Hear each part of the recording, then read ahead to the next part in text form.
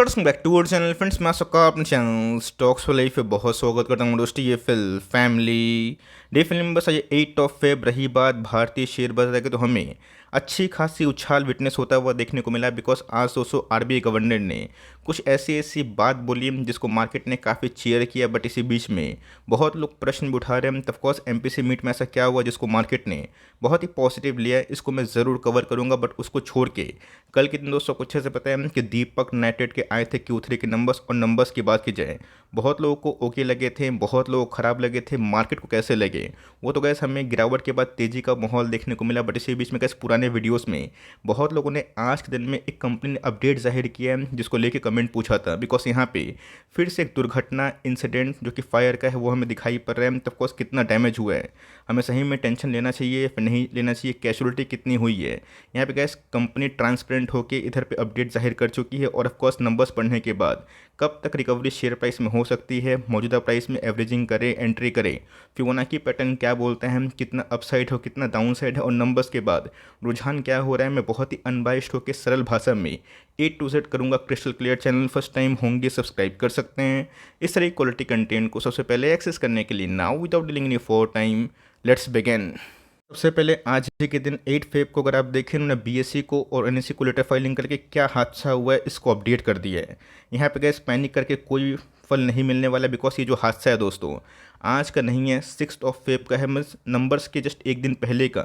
यह हमें समीकरण देखने को मिल रहे हैं जहाँ पे gas district Vadodara state of Gujarat की बात की जाए, नंदश्री प्लांट जो उसके पहले भी गैस फायर इंसिडेंट में विक्टिम हुआ था, उसमें फिर से गैस एक माइनर फायर आउटब्रेक हुआ था। कैजुअलिटीज़ की बात की जाए यहाँ पे कंपनी ने बताया है कि कोई भी कैजुअलिटीज़ होते हुए देखने को नहीं मिली। और ये पूरा दोस्तों जो कंप्लीट एक्शन था 20 से 25 मिनट में ही रिकवर होता हुआ देखने को मिल चुका है। तो ऑफकोर्स गैस ये अपने आप में ही शेयर प्राइस से ज़्यादा अच्छा इसलिए हो जाता है बिकॉज यहाँ पे कोई मेजर या फिर माइनर जो कैजुअलिटीज़ हम लोग बोलते हैं या फिर इंजरीज बोलते हैं वो हमें देखने को नहीं मिला। और यहाँ पे गैस कोई भी फिक्स जो एसेट है इसका भी नुकसान हमें देखने को नहीं मिला है। तो ऑफकोर्स गैस ऐसा नहीं है कि रॉ मटेरियल या फिर कोई बड़ा जो फिक्स्ड एसेट कंपनी मान के चलती है, पकड़ के चलती है, उसमें गिरावट की वजह से, इंसिडेंट की वजह से लॉस हो जाएगा। बिकॉज आपको अच्छे से पता है कि जब जब बड़ी बड़ी इस तरह की घटना होती है, वो छोटी घटना भी होती है, तो उनको ऑफकोर्स इंश्योरेंस से वो पैसे मिल जाते हैं। तो ऑफकोर्स गैस आपको पता है कि 6 महीना में 2 बार ऐसा इंसिडेंट है, एक बार तो मेजर हुआ था और अभी के टाइम माइनर हमें देखने को मिल रहा है।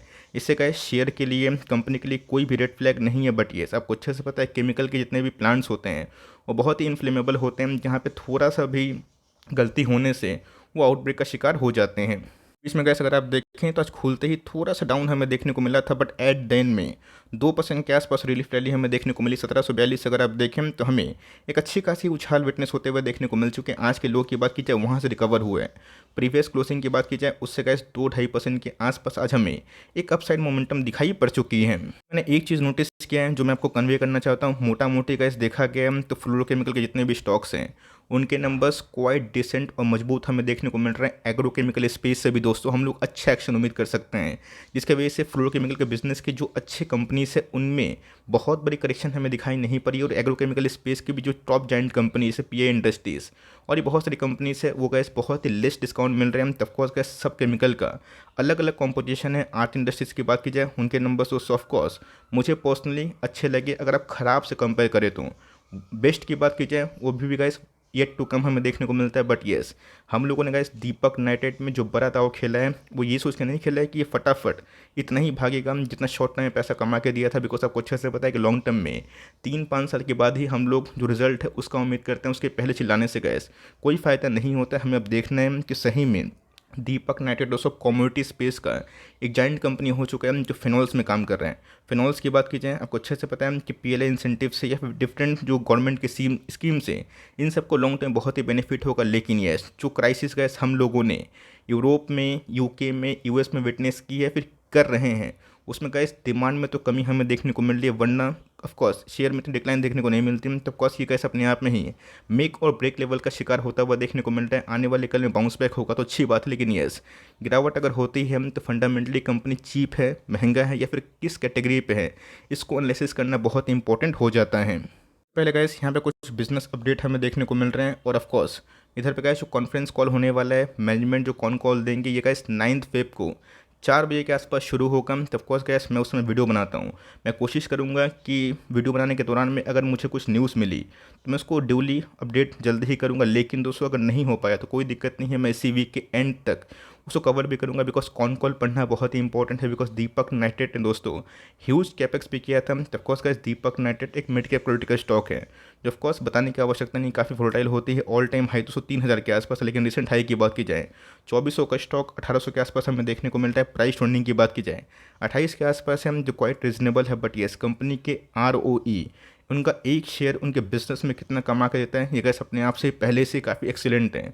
और जिसके वजह से लोगों को एक फेथ बनता है कि ये कंपनी बहुत ही प्रॉफिटेबल है, काफ़ी कैश रिच है, लो डेट है और कंपनी कैश फ्लो भी बहुत ही अच्छे होने की वजह से कंपनी ने नाइट्रेट बिजनेस से फिनॉल बिजनेस में एक बड़ा एक्सपेंशन किया, जिसका दोस्तों समरूप हमने ये देखा कि ये स्टॉक 4,500 से 3,000 गया। अब आने वाले कल में गैस कंपनी कितना स्मूथली एफिशिएंटली अपने कैपेक्स को बढ़ा के न्यू एडिशनल कैपेक्स इस खराब डिमांड में करेगी या फिर ऐसे ही चलने देगी, ये तो गैस कॉन्फ्रेंस कॉल के बाद पता चलेगा। बट यस कंपनी के फाइनेंशियल्स की बात की जाए ये तो गैस हमें पहले से ही पता है कि बहुत ही मजबूत दिखाई पड़ते हैं। तो गैस कुछ कैच हैं, कुछ पता होना बहुत ही इंपॉर्टेंट है। आप बोलेंगे कि सर दीपक नाइट्रेट ने तो 2,000 करोड़ के आसपास रेवेन्यू शो किया था, आप ये 800 करोड़ के आसपास क्या दिखा रहे हैं। ध्यान रखिएगा ये दोस्तों इनके स्टैंड अलोन नंबर है जिसमें नाइट्रेट और नाइट्राइट का बिजनेस आता है।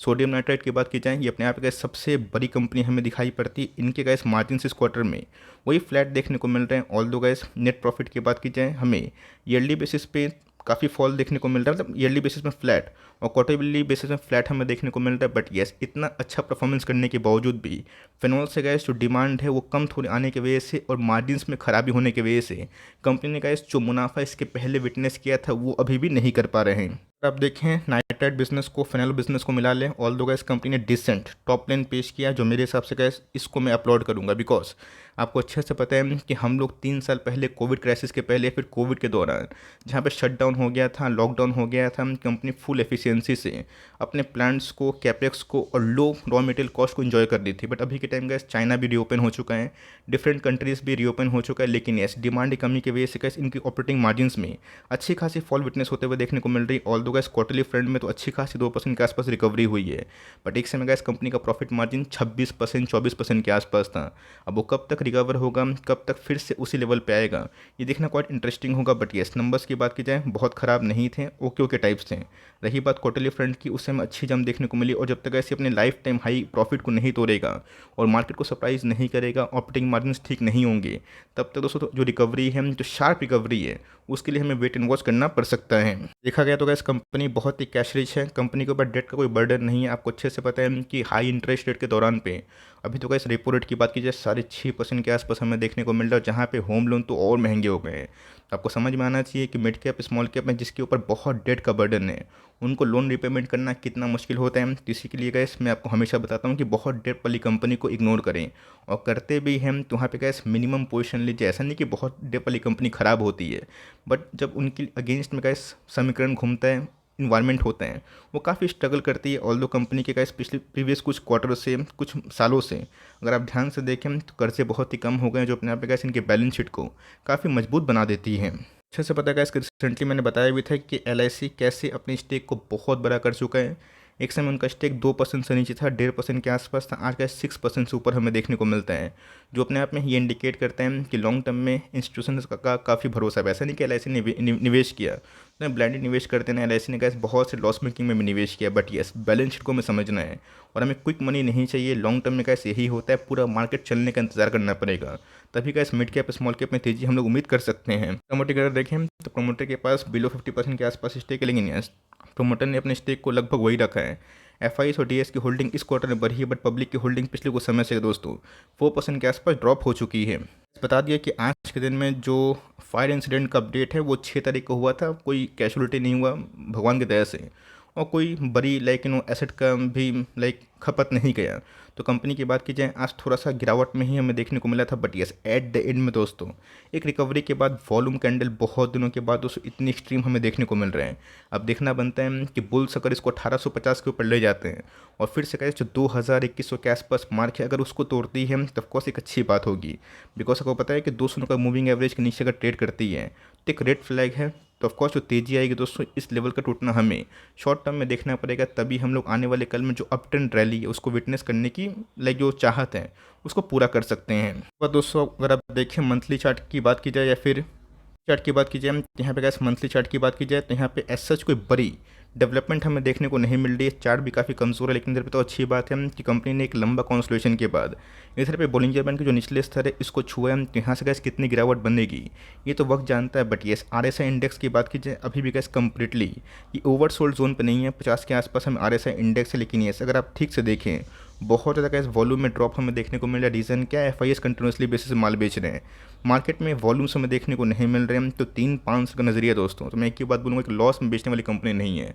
अगर आप टाइम दीजिएगा, अगर आपने 2000, 2200, 2400 में लिया भी है तो बिलो 1800 आपको मिलता है, 1700 मिलता है, 1600 मिलता है, 1500 के आसपास अगर भगवान की दया से मिल जाता है तो वहाँ पे एवरेजिंग करिएगा। बहुत बड़ा पैसा एलोकेशन किसी भी कंपनी में लगाना सही नहीं, लेकिन यस कंपनी में अगर आपको बिलीव है कॉन्फ्रेंस कॉल के बाद क्या डेवलपमेंट होती है, मैनेजमेंट क्या बोलता है कि आने वाले कल में कब तक मार्जिन रीस्टोर हो सकते हैं, एडिशनल कैपेक्स से टॉप लाइन कितना हो सकते हैं, 2000 करोड़ के आसपास रेवेन्यू कि आने वाले 3-5 साल में 3000 3,500 होगा या फिर नहीं होगा, ये तो गैस कॉन कॉल में ही समझ में आएगा। तो ऑफकोर्स गैस मैं जल्दी ही इसको अपडेट कर दूंगा, और आपको चाहिए होगा तो वीडियो में ज़रूर बताइएगा यहाँ पे गैस क्या समीकरण हुआ, करना क्या है। फिबोनाची पैटर्न में गैस ऑलरेडी 38.2% के आसपास करेक्शन हो चुका है। तो फर्दर करेक्शन की बात की जाए वही 50% के आसपास होता है, और उसके बाद एक्सट्रीम 61% के आसपास होता है, जो भंगार कंपनी के लिए बहुत ही हद तक संभावित होता है। यहाँ पे गैस कंपनी खराब नहीं है, नंबर डिसेंट थे। आप क्या करने वाले हैं कमेंट बॉक्स में जरूर ड्रॉप करिएगा। वीडियो अच्छी लगी तो प्लीज़ लाइक करिएगा, चैनल फर्स्ट टाइम होंगे सब्सक्राइब करके बेल आइकन को प्रेस करना भी ना भूलिएगा। तो गैस मिलते हैं जल्दी ही, तब तक के लिए bye. Thanks for listening friends, God bless you all.